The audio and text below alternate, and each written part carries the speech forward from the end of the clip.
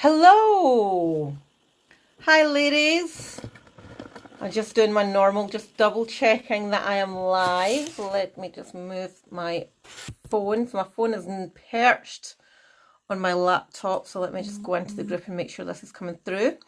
As normal, if you are live with me live at 5, give me a wee hashtag live in the comments below. And if you're catching up on replay, give me a wee hashtag replay in the comments below. So, I hope you all had a lovely Easter week. I have made the most of some new openings and been to a local farm park today, which was lovely. Now, okay, so today we are all about the secret first thing you should do to lose body fat. First thing. So, as normal, the link for the resource is in the description, so you can click on that. You can't edit it, you can't make comments, but you can keep the resource for yourself. So, very typically, and I want you to give me a 1 in the chat box if this is you. So, you decide that you want to lose some weight. What is the first thing you would normally do? Would you decide to start Couch to 5K? Would you decide to do keto, intermittent fasting, join Weight Watchers, Slimming World? Would you ask your friends in a group chat or on your Facebook feed and get 60 different responses? You know, what would you normally do? So most people normally decide on some tactics. They decide on some things that they can implement in the here and now, and that tends to be things that are very over restrictive. It tends to be things that are unsustainable. It tends to be things that, you know, without proper planning, without being able to look at what you're doing in the here and now and going, is this something that I will happily still be doing in 6 months, a year from now? If the answer is no, then that ain't going to work for you. Any results that you get from whatever it is that you're doing are not going to be permanent, okay? So the first thing that you should do when you make that commitment to yourself is actually none of those things. Don't resort to tactics anymore because they are failing you. What we should be doing is, first of all, taking full responsibility for a couple of things. So we have to take responsibility for where we are now. We have to take responsibility and understanding that every decision that you have made has got you to where you are now. Every habit that you have accumulated over the last 30, 40, 50 years has got you to where you are now. Your behaviours have got you to where you are now. No one else's, yours. So we have to take ownership of where we are in the here and now. And we have to take ownership of the decision that you have made. So what I mean by that is, if you are saying to yourself, I want to do something, I want to lose weight, take ownership of it and make it something that you actually will take action on rather than just talking about it. Because if you think back, how many times in the past have you gone, I really, really want to lose weight, and no one is taking that away from you. That is a very real decision. That is a very real desire. But then we don't do it. And there is a multitude of reasons why that is.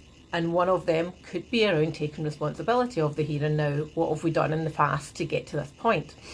So, you know, the thing is here that there is no right or wrong. There is no shame. There is no scorn. But it's just a case of the right choices haven't been made. You know, if you'd have made that choice 20 years ago, you'd be in a whole different area. I mean, if you've seen the movie Sliding Doors, you'll know what I mean by that. But it's just a case to get to where you want to be is going to require different decisions. Because if we keep making the decisions the way that you make decisions that's got you to this place in the here and now, then you'll always be in this place. So different decision makings need to take place. And that is partly a coach's superpower, is helping people take different actions, make different decisions, create new rituals that is going to take them on a different path.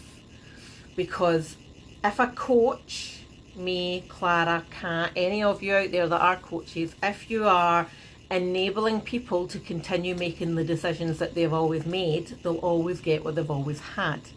And that's why a conversation with a coach can be challenging, it can be uncomfortable, it can be empowering, it can be eye-opening. You know, there's all of these different things that happen when you start asking yourself the hard questions and start moving in a different direction.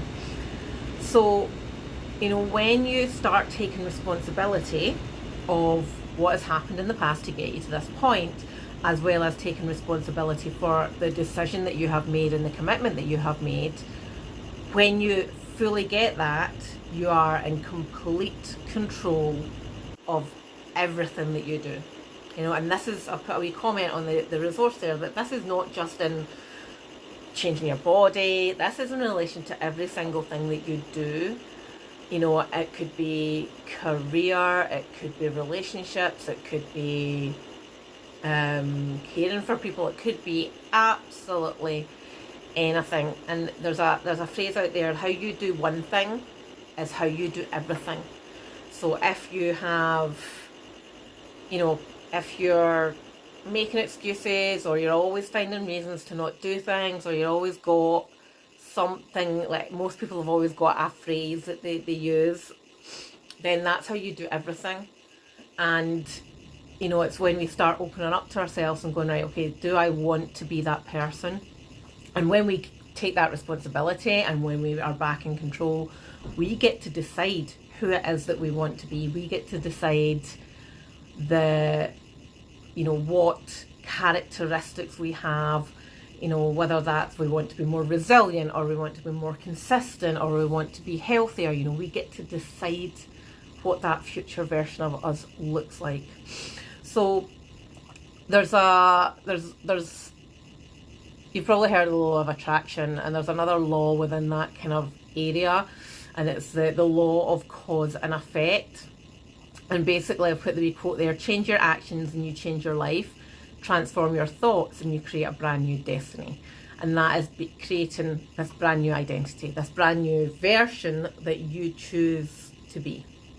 So one of the things that is talking about, there's lots of different factors, like taking responsibility is one thing, but it is really hard to do that because we have to unpick things that have sat with us for decades for some people, you know, multiple decades for some people.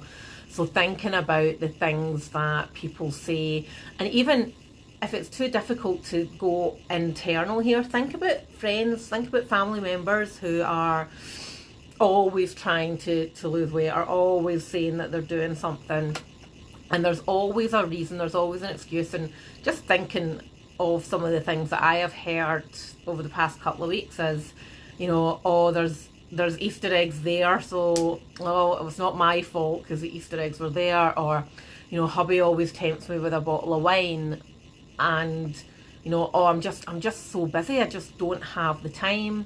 You know, oh, I'm a single mum with 3 kids, or oh, I travel so much with work. And, you know, these are all real things. Like, millions of women have these things every single day. They have all these different things that challenge them. But if you look so closely at your life to try and find reasons to not do things or to put a negative slant on things, you'll always find them. Always. If you look for it, you will find it. But then if you flip that round and you look for reasons why you should succeed, you look for reasons that you can do things, then you'll find them as well. So sometimes it's just thinking slightly differently. So in the example of, you know, I'm just too busy, oh, I've got 3 kids and I work full time. Well, actually, let's look at ways on why that could make you successful. You've got 3 kids, you've got immediately 3 cheerleaders that want you to succeed. Rope them in. You know, where do you spend your time? Do your rocks. A couple of weeks ago I talked about, you know, your time as a big glass jar. Your rocks are, you know, work, eating, cooking, exercising, they're the things that you need to do, that you must do. That should make up most of your time. Your pebbles are things that are fairly essential but not life critical. So maybe hobbies, I don't know, hobbies, just put hobbies in it. And then the sand that fills all the gaps is nonsense time, like social media or sitting watching TV. So when you actually do a very in-depth time analysis and look at your time throughout the day in 15-minute increments, you will have time. And 15 minutes 3 times a week is better than nothing. And there's time to be had.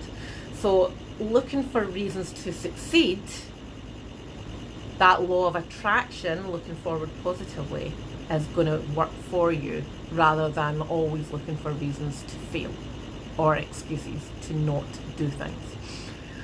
So that is one area of taking responsibility. Is the minute you hear in your head or coming out your mouth, I don't have, I can't, it's okay for, that is you not taking responsibility.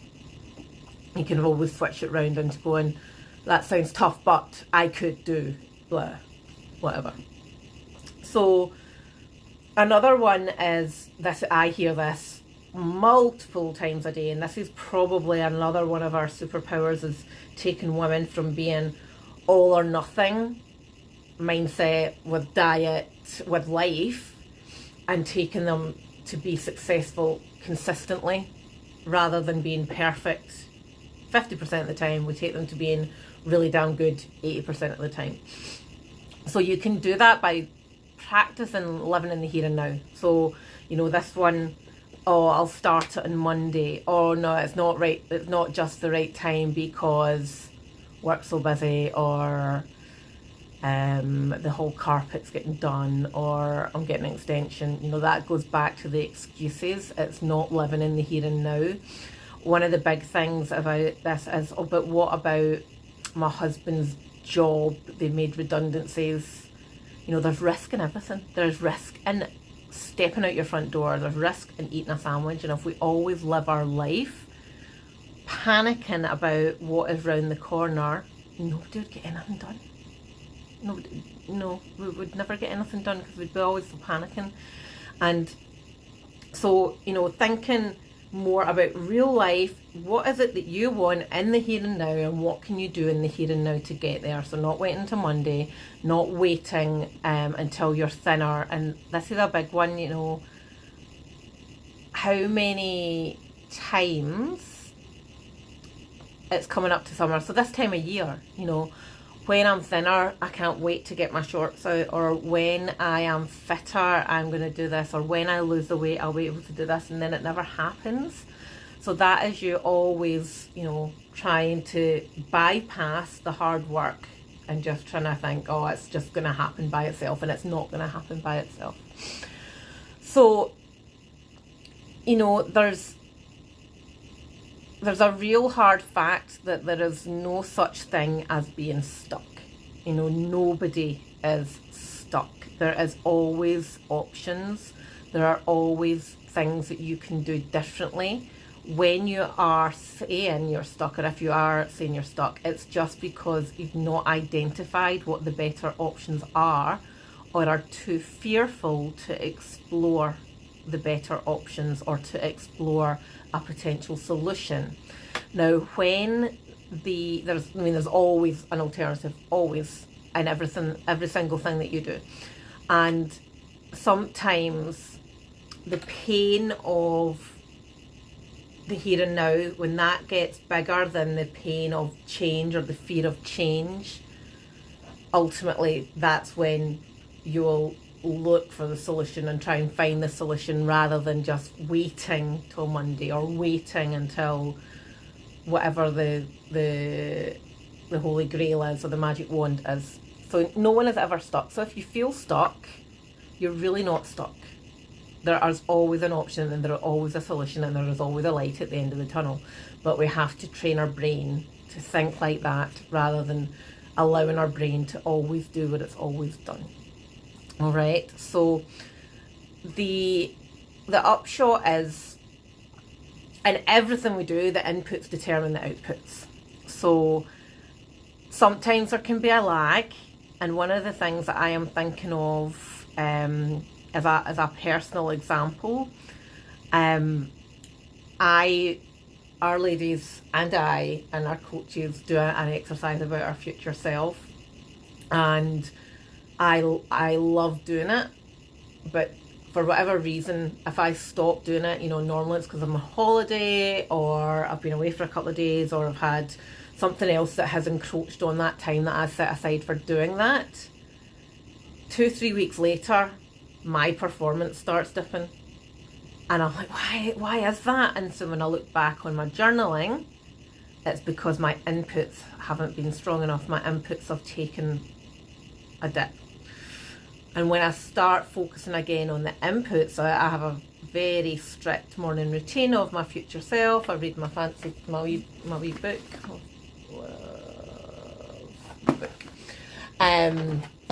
I do my gratitude journaling, my bullets, and when those are on point, within 2 weeks, performance is increased. So inputs will determine your outputs, and if you're not working on the inputs, the outputs will never ever come. They'll never happen, and they may happen, but it'll always be short term. And that's maybe why, one of the reasons, if you have struggled with weight, or you've struggled with maintaining weight loss in the past, it's because everything that you have done has been purely tactical. It's a new diet, it's a new workout regime, it's just new sticky plasters. We're not actually tackling our psyche, we're not actually tackling our mindset, we're not actually tackling our behaviours. So we need to work on that internal stuff. And one of the biggest barriers I see, especially in the age range of ladies in their 40s and 50s, is ego. And I don't mean ego in, pure big-headed type of way. I mean ego in the, we all have an ego, but it holds us back. And I mean things like, I deserve, if you ever hear yourself saying things like I deserve, or I'm different because, or I'm better than them, or they're better than me, or it's all right for them because they have a garage gym, or they've only got one child, or they only work part-time, or why can't I have what they have? That's ego. And sometimes we have to free ourselves of that ego, because it can be inhibiting our progress with our inputs. So when you start thinking about all these things, and I know some of you are probably going, do I do that? You probably do. I do it. And there's a really good book called Ego is the Enemy by Ryan Holiday, who also wrote The Daily Stoic. And it's not a hard read, but it forces you to ask the hard questions, and it's quite a challenge in some respects. But when we start knocking down all those barriers, that's when real progress comes. That's where real mindset and belief shift comes from. So this is quite a heavy one, which was meant to start just off being like short and sweet. So is this all making sense? Give me a why in the chat box if this is all making sense. And also, if it is making sense, what is the one thing that you can do off the back of this today to take real action rather than relying on tactics? What is the one thing?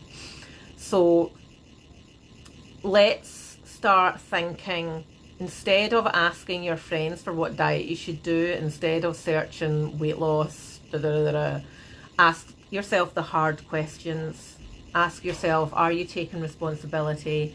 Are you prepared to work on your inputs? Are you prepared to commit to the decision that you have made? Are you prepared to work on yourself and do the necessary things for permanent behaviour change shift? So, ask the hard questions. Get vulnerable with yourself. It's not easy. We're not babies. We have a lifetime of stuff behind us. We have a lifestyle of habits and behaviours and doing things a certain way, and things that we believe just because we believe it, and that's our identity. And if we don't want that identity, we want to be different, somebody different, then you have the power, you have the control to do that. One of the mantras here at EMW is progress, not perfection. And, you know, when you have this headspace stuff working for you, it doesn't matter what the tactics are, because the person that you are can deal with any tactics. It's fine, because the person that you are doesn't have to rely on deprivation. The person that you are doesn't have to rely on ridiculous don't eat a carb again, or don't eat before 12 o'clock, or the whole world will implode type rules. So what, I've had a couple of comments through, so what can you do, what will you do that's going to be different? How are you going to get vulnerable? How are you going to ask the hard questions? Think about all these things. And if you need help doing any of these things, then get in touch. You know, it's very, I do these trainings every single week. Not everybody needs help, but there's over 1,600 people in this group. So does everybody know what they're doing? Because if you don't know what you're doing or how you're doing it, and you do want to make changes and make that commitment to yourself, then, you know, we're here for you. All you need to do is drop us a little note, drop us a PM, and we can have a quick chat. You know, it's not about, and I've said it before, we do not want clients. You know, that's why there is not just a sign up button. We want success stories. We want people that are going to do this once and that's it. They're going to do it and they're going to win it, and they're never going to have to do it again or worry about it again. So if that is you, and you are taking responsibility to your past decisions but your future commitments, then if we can help you do that, then we absolutely will. And if we don't think we can do that, then we absolutely won't. You know, but if you're making that commitment, you have to try. You have to try. So that is me over and out. Give me some comments below. And the final bit is what do you want me to do next? I have some ideas, but of course I would love to get your thoughts on what you want covered. So in the bucket of mindset, nutrition, or exercise, and then all the other questions you can get me and ask me anything. So it's up to you. What do you want to see next? So with that, I'm going to love yous and leave yous, and I hope you have a lovely evening. And I will speak to you all soon. All right, night night.